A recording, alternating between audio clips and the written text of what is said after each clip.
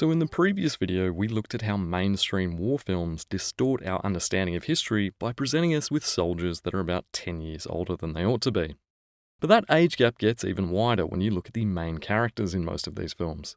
Because one of the side effects of casting a bunch of guys in their 30s as grunts is that Hollywood logic dictates that their officers should be played by even older actors. This age inflation has meant that war films generally depict sergeants, lieutenants, and captains as middle-aged men. For lack of a better term, I'm going to call these characters Hollywood's Wardaddies. And they're worth examining in detail because they have a substantial influence on how these war stories are told and how we collectively imagine war itself. But what sort of characters are we actually talking about? Well, we're not talking about action heroes like John Rambo or Jack Reacher. Instead, we're talking about characters that are presented to us as veteran officers in films that are somewhat historically grounded. These characters are a fixture of movies set in the Second World War, but you'll find them in all sorts of historical settings and time periods. You'll find Wardaddies on the frontiers of the American West and on the frontiers of the wider US empire. And if science fiction is any indication, these characters are going to outlive civilization here on Earth. Pandora will shit you out dead with zero warning. This archetype comes in several different forms, but if you look back over the last 70 years, you can see that these characters all serve a similar narrative function. In boot camp, these characters are the ones that provide the new recruits with tough love, and it's a form of tough love that occasionally veers into outright abuse.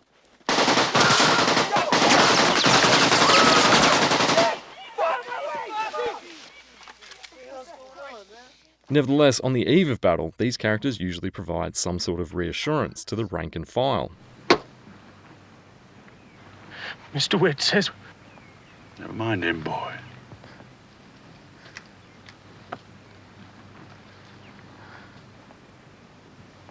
Now, you cut along back to the ramparts with your mates. Yes, sir. Later on, once the shooting starts, the Wardaddy's job is to stiffen the line and rally the troops. Sir, I'm a non-combatant, sir. Ain't no such thing today, boy. As a general rule, these characters don't pay much attention to bullets and shrapnel. In fact, the only thing they're really self-conscious about is their age. Any of you some bitches calls me Grandpa. I'll kill you. Over the decades, a number of different people have taken on this grizzled veteran role, but the man who really established the template for this character was Iowa native Marion Morrison, better known by his stage name John Wayne. Following his on-screen debut at the age of 23, John Wayne became one of the most sought-after leading men during the golden age of Hollywood. During the 1930s, Wayne starred in dozens of films set in the cowboy cinematic universe, most of which seem to have revolved around some sort of trail.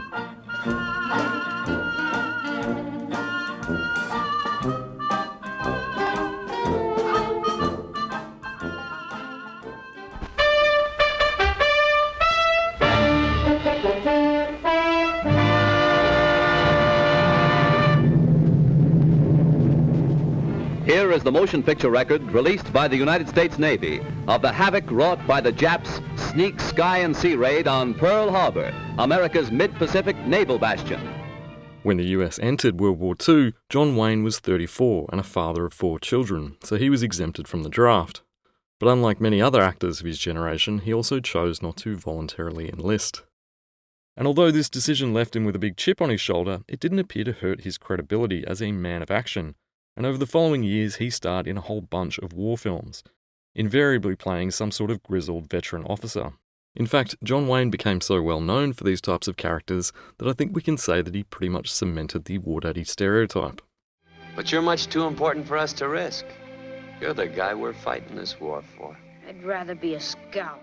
Arguably his most iconic military role was that of Sergeant John Stryker in Alan Dwan's World War II drama Sands of Iwo Jima. Well, what do you know?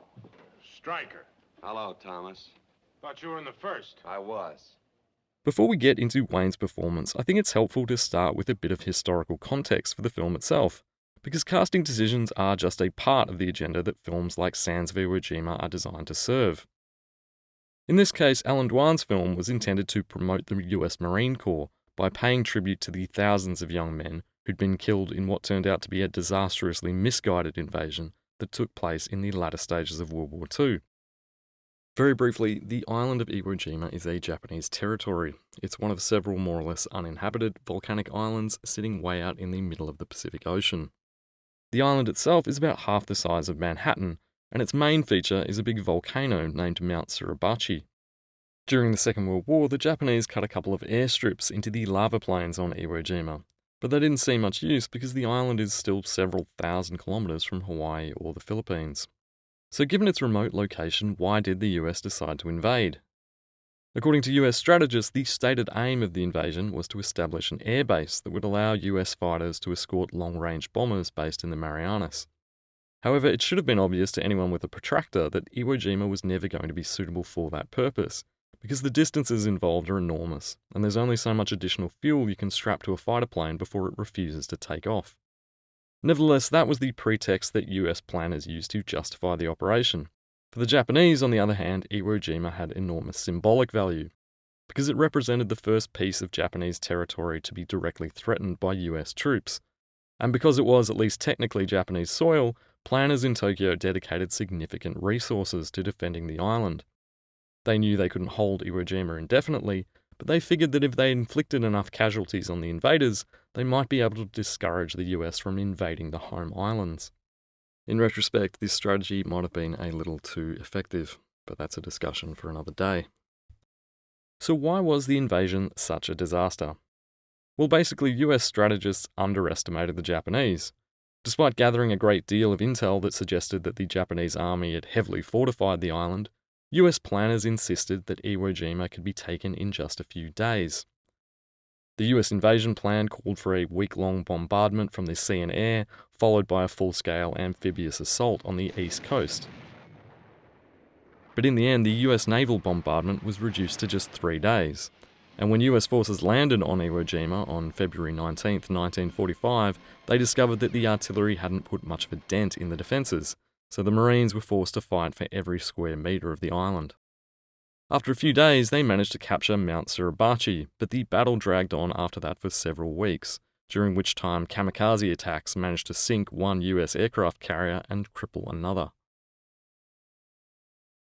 By the time the battle was over, more than 6,500 Marines and naval personnel had been killed, and another 20,000 had been wounded, making it one of the costliest battles in the Pacific War and one of the few operations where US casualties outnumbered those of the Japanese. And just to put those numbers in perspective, the losses sustained by the US at Iwo Jima were roughly double those sustained by the entire Allied coalition on D-Day in Normandy. But in the latter case, the Allies bought themselves a foothold in Western Europe, whereas on Iwo Jima all they ended up with was an emergency landing strip for B-29s. Military historians looking to put a positive spin on this fiasco often point to the lives of air crews that were supposedly saved as a result of capturing Iwo Jima, but the figures they cite are grossly inflated, generally based on the assumption that every precautionary landing and refueling stop made on Iwo Jima in the last few months of the war represented a life-threatening emergency. So setting aside the human tragedy of it all, the question that concerns us is how did military and government officials respond to this disaster at the time? Well, as an Australian, I can tell you a little bit about military public relations, because we, as a nation, are still living in the shadow of our own disastrous amphibious landing. For those who don't know, Australian troops were part of a failed invasion of Turkey way back in World War I, and our government's PR response to that fiasco was so successful that it basically became the foundational myth of our entire country. In fact, the anniversary of those landings is a public holiday in Australia to this day. And that sort of long-term nationwide memorialisation is only possible because our government effectively built a civic cult around the soldiers who died. And following the disaster at Iwo Jima, US authorities responded in pretty much the same way. They gave extensive press coverage to the battle and loudly celebrated the heroism of the troops involved. Heroism above and beyond the call of duty. 17-year-old Private Lucas, who enlisted at 14, threw himself on an exploding grenade. They also handed out medals like it was an athletics carnival. So for reference, almost a third of all the medals of honour that were awarded to Marines in the Second World War were awarded to soldiers that took part in the invasion of Iwo Jima.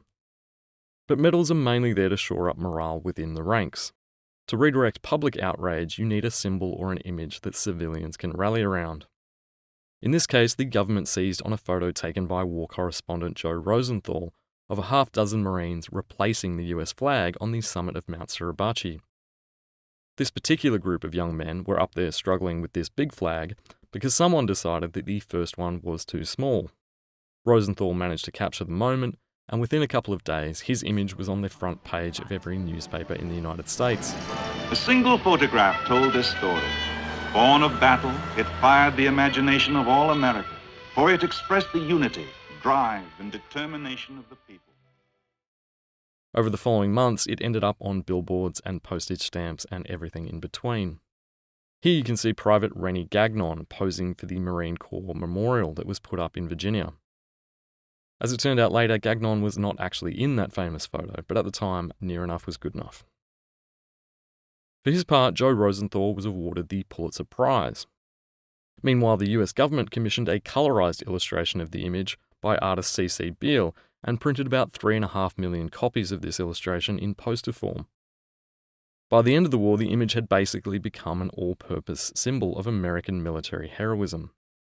At that point, it didn't really matter that it wasn't the first flag to be raised on the island, or that the capture of Mount Suribachi didn't represent the end of the battle. It also didn't matter that several of the people in the photo had been misidentified, or that the operation itself had been a bloody fiasco. The government's PR machine had done its job. So where did John Wayne and Alan Dwan fit into all of this? Well, Sands of Iwo Jima was released in 1949, only a few years after the end of the war, during a period when the US military was being drastically cut back, and US politicians were debating whether the Marine Corps needed to exist as a separate branch of the military. Dwan's film, therefore, served as both a recruitment tool and a public relations initiative, aimed at reminding Americans of the key role that the Marines had played in the Pacific. Production of the film was fully underwritten by the US Marine Corps. It was shot at Camp Pendleton, a Marine base in California, and the Corps provided aircraft, armoured vehicles, ships, and thousands of troops to serve as extras.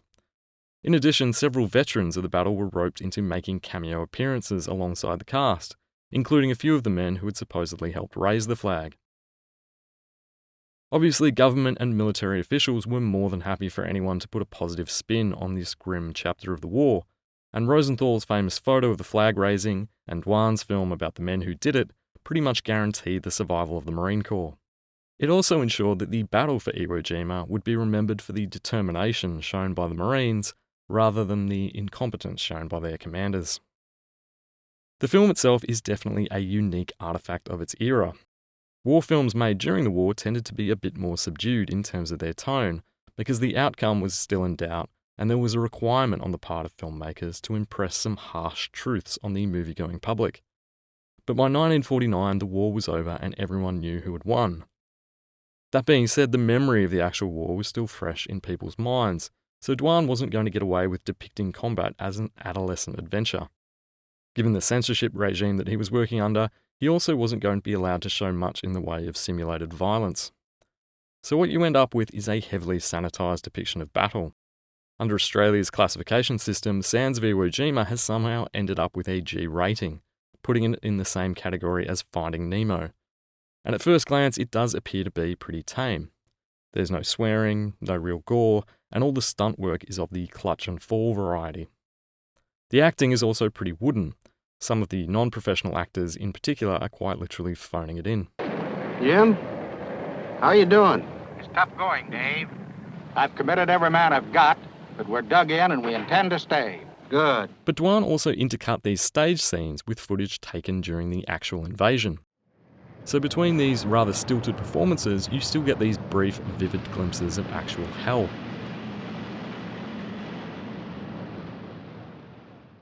In the film, Wayne plays Sergeant John Stryker, the platonic ideal of a US Marine. His character is presented as a strict disciplinarian, and he spends most of his screen time yelling at his subordinates, handing out unsolicited life lessons, and telling his troops to saddle up, which I guess was just force of habit for John Wayne after all those westerns. His parenting style is very much predicated on tough love. We see him knock out one recruit with a rifle butt, we see him beat the brakes off another for failing to do his duty, and we see him threaten to kill one of his squad mates for disobeying orders. That's just what I'll do. The Marine Corps would have raised objections to most of these scenes, so the fact that they made it into the final cut tells us that the filmmakers were pretty intent on showing us this particular style of leadership. And while John Wayne's Sergeant Stryker appears to be the prototype for all the Wardaddies that followed, the film actually acknowledges that this sort of character has been around for a while. Stryker, I've had just about enough of your hard-bitten Sergeant of the Foreign Legion attitude. You're so big everybody's been afraid to take a punch at you. Well, I'm not afraid. Cool off. You guys had better forget that pencil and paper routine and start worrying about staying alive when you hit the beach. Don't expect any soft touch. Now hear this. Now hear this. All troops report to... Sands of Iwo Jima is one of the few films where John Wayne's character actually gets killed off. Having whipped his squad into shape and led them into battle, Stryker is shot in the back by a Japanese sniper just moments after handing over the flag that will be planted on the summit of Mount Suribachi. The last thing we're shown before the credits roll is a jarring scene where Stryker's squad mates take time out from the battle to hold an impromptu memorial service, during which one of them reads a letter written by Stryker to his young son. True to Hollywood form, this moment serves to galvanise the surviving members of the platoon, and the final line of the film comes from Stryker's long-suffering subordinate, Private Conway, who takes up the old sergeant's catchphrase. All right, saddle up. Let's get back in the war. While most of the actors in Sands of Iwo Jima played specific people who fought in the battle, Sergeant Stryker is a composite character intended to stand in for the 3 Marines who were killed in action after raising the flag. Of those 3 men, the person who appears to have been the main inspiration for Stryker was Marine Sergeant Michael Strank. So how well does the character match the man? Well, as you might expect, Wayne's character is really only accurate in the broad strokes. Much like Stryker, Strank was a veteran NCO by the time the US invaded Iwo Jima. He'd taken part in the campaigns to retake Samoa, the Solomon Islands and Papua New Guinea, and was about as experienced as any American soldier could be by 1945. But at 25 years of age, he didn't look anything like a 41-year-old John Wayne. But why does that age gap matter? Why bother pulling apart what's essentially a feature-length Marine Corps recruitment ad from 75 years ago that's mostly been forgotten? Well, as well as providing an early template for the Wardaddy stereotype, Sands of Iwo Jima is a textbook example of why older actors are necessary to sell patriotic depictions of war, because the heroic narrative of self-sacrifice really only works if the person making that sacrifice has actually lived a relatively full life.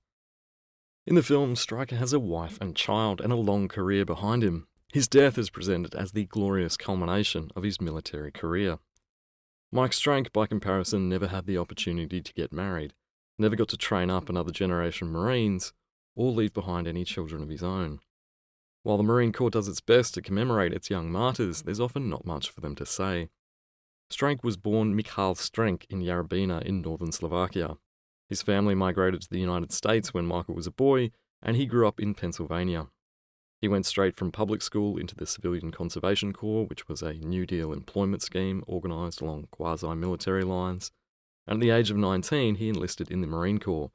From there he spent the next 6 years bouncing between training camps in the States and operations in the Pacific. He was killed 9 days after the famous photo was taken by an artillery shell fired from a US battleship.